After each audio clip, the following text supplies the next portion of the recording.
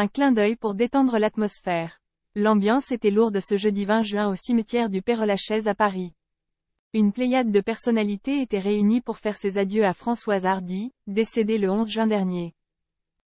Après des années de souffrance du fait de son cancer, la chanteuse de 80 ans a tiré sa révérence. C'est son fils Thomas Dutronc qui avait annoncé la triste nouvelle sur son compte Instagram. Il postait alors un cliché de lui bébé dans les bras de sa mère qui posait un tendre regard sur sa merveille.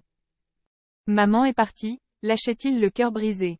C'est donc avec une émotion palpable qu'il a fait son arrivée, en compagnie de son père, Jacques Dutronc.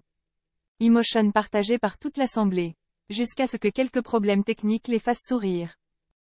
Thomas Dutronc est d'ailleurs convaincu que cela aurait beaucoup amusé sa mère, comme le rapporte Paris Match. Le chanteur avait choisi 5 chansons de sa mère, celles qu'il préfère, pour les diffuser lors de la crémation. Mais alors que le temps de l'amour résonnait, les personnes présentes ont été surprises par la voix saccadée de Françoise Hardy.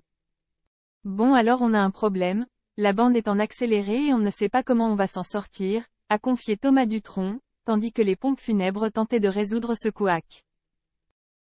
On va réessayer, donc diffuser 2 dernières chansons dont tant de belles choses, qu'elle avait écrit pour moi.